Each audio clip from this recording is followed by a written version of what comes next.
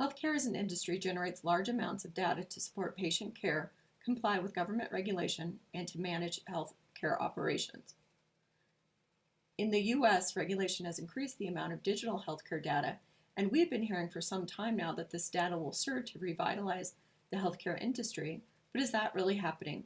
Today, we're going to look at 3 different ways in which healthcare data is improving operational efficiencies, population health management, and clinical decision support. Let's explore an example of how big data is used in healthcare functions. Emergency rooms are complex, fast-moving, data-rich environments, making them a great place to focus on enabling better decision-making with big data. Let's take a look at a complex ER staffing tool that leverages predictive analytics to help ER managers better align their resources. It was built in RStudio, a graphical interface that supports the R programming language.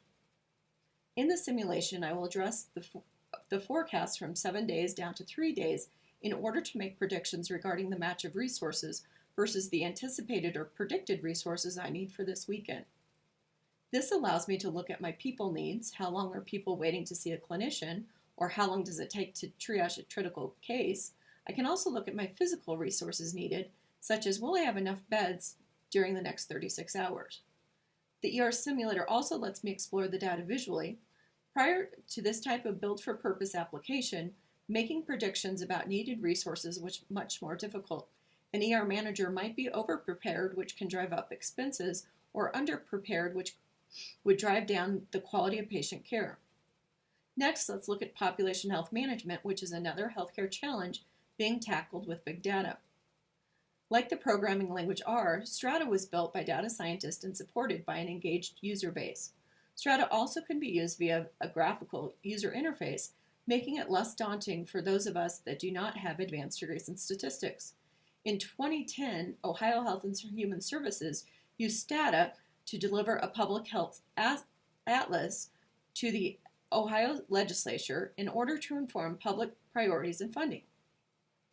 Following the delivery of the atlas, the state's Children's Health Program found underserved communities that were addressed, and Iowa's rate for uninsured children decreased as a result. Using internal data from Medicaid mixed with state-specific external data from surveys allowed them to estimate the risk of failing to attribute care for eligible children to Medicaid. Finally, let's look at one way in which big data is supporting the development of clinical decision support applications. SAS stands for Statistical Analytics System and was built starting in 1966 to support data management and analytics. Unlike R and Stata, SAS is not an open source application. SAS offers a business decision support suite that is used across industries to integrate rules and policies into overall decision making.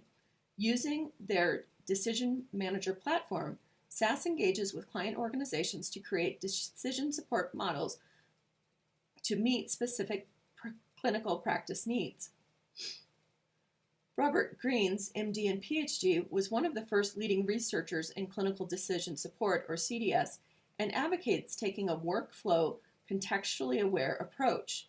He is quoted as saying, "One idea is to envision access of context, like a snowflake diagram, which describes the user setting, role, action, patient characteristics, task, and other attributes the user is having when he or she does various activities."